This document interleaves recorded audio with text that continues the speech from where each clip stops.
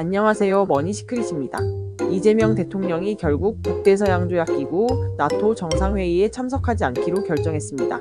이는 단순한 외교 일정 취소가 아니라 국내외 정세와 외교 지형을 반영한 중대한 결정으로 평가받고 있습니다. 오늘 영상에서는 이 대통령의 불참 배경과 향후 외교 전망까지 정리해 보겠습니다. 1. 왜 나토 회의였을까? 나토 회의는 오는 6월 24일부터 25일까지 네덜란드 헤이그에서 열릴 예정이었습니다.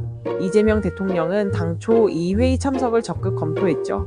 그 이유는 바로 12.3 불법 계엄 사태 이후 멈췄던 정상 외교 복원의 신호탄이 될 수 있었기 때문입니다. 게다가 지난 G7 정상회의에서 미국 트럼프 대통령과의 첫 대면이 불발된 만큼 나토 회의에서라도 한미 정상회담을 추진하려는 의도도 있었습니다. 그러나 변수는 중동. 하지만 계획의 제동을 건 건 바로 중동발 긴장 상황이었습니다. 미국은 최근 이란 핵시설을 공습했습니다. 트럼프 대통령은 포르도, 나탄즈, 이스파한 등 세 곳에 대해 벙커버스터 폭탄과 토마호크, 미사일을 동원한 대규모 공격을 감행했습니다. 이로 인해 미국의 군사적 긴장도가 급상승했고 트럼프 대통령의 나토 회의 참석 자체가 불투명해졌습니다. 결국 이재명 대통령도 참석 대신 국내 상황 관리에 집중하는 쪽으로 방향을 틀었습니다. 3. 대통령실의 설명은 강유정 대통령실 대변인은 서면 브리핑을 통해 여러 국내 현안과 중동 정세로 인한 불확실성을 종합적으로 고려한 결과라고 밝혔습니다. 즉, 외교보단 내부 안정에 우선순위를 두겠다는 판단입니다. 이재명 대통령은 현재 국내 정치권의 혼란, 부처 개편 이슈, 계엄 관련 수사 및 재판 전국까지 적잖은 리스크를 안고 있는 상황입니다.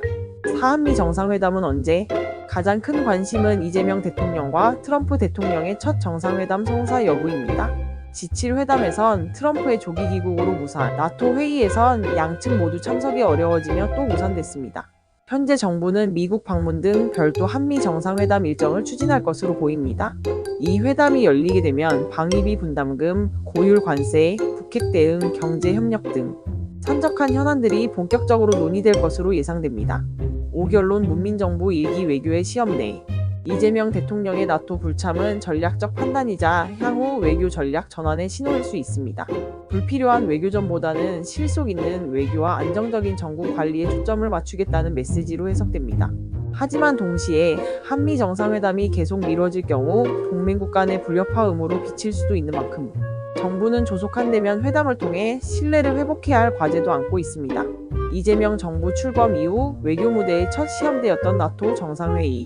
불참이라는 선택은 어떤 외교 후폭풍을 불러올까요? 앞으로도 국내외 주요 이슈에 대한 빠른 해설과 분석, 구독과 좋아요, 알림 설정으로 함께 지켜봐 주세요. 감사합니다.